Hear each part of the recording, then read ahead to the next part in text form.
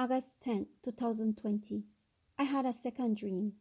In this one, I saw many young people who were like in these boxes in which they enter the horses to start having their races.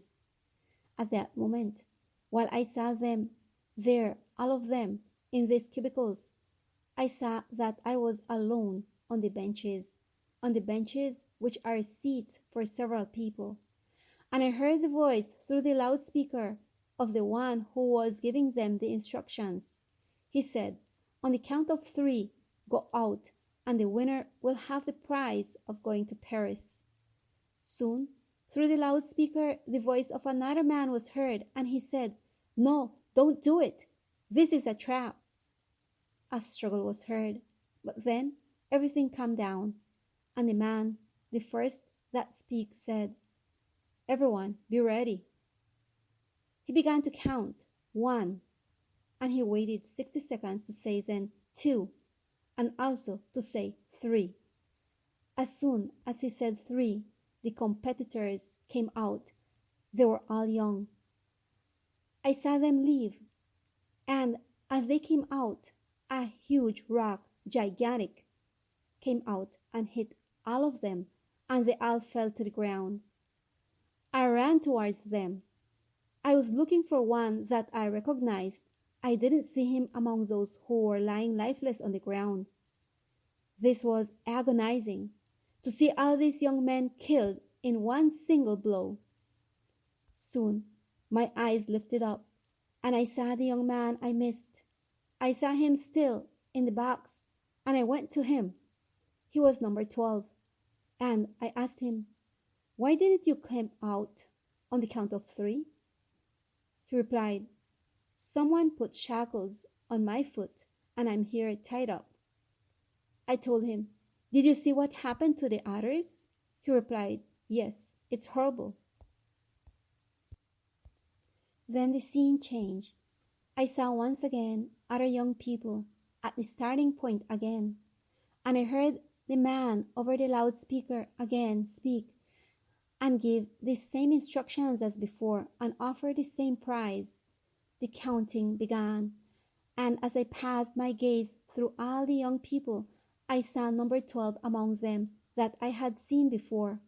And I said, "Oh Lord, it cannot be. Again?" I yelled at him, "Don't go out, don't go out." The count began, reached three, and everyone got out, including the young man from number 12. Soon, as they got out, a puddle of water fell on top of them, as if a whole dam had broken on top of them, and they all began to run with this water that swept them away. I could see then the number 12 float and sink, float and sink. I jumped in to save him. We arrived by the current at a tree with many strong branches, and there we anchored. Meanwhile, the waters receded. The young man had drunk water. I started to hit him at his back, and he vomited, and he was able to breathe better. At that moment, the scene changed again, and I saw other young people in the starting area again. The same instructions were heard, and the coveted prize for them, their destination, Paris. On the count of three, they left.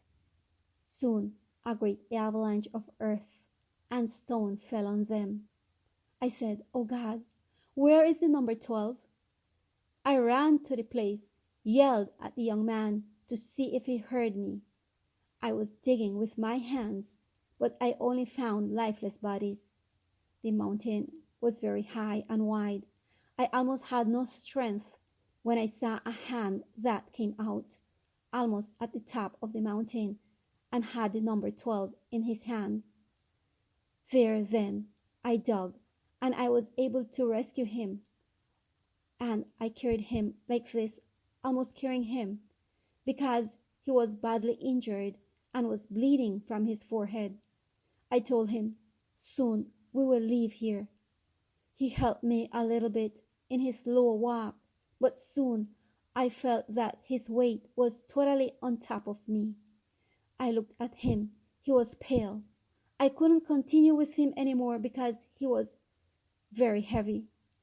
But at that moment, a very tall and strong man came and carried him with feet in front and head at the back. We continue the march. At that moment, the man who was carrying him tells me, "Something is wetting my feet." "What is it?" I looked, and I saw abundant blood coming out of the young man's neck. We lowered him then to the ground, and I said, "Lord, help him." "What do I do?" Then a voice told me, "Spit on the ground and mix it with earth, and put it on him." I ran to do it. I put it on. After a short time, the bleeding stopped a bit. The young man opened his eyes and crying loudly exclaimed, "Lord, forgive me."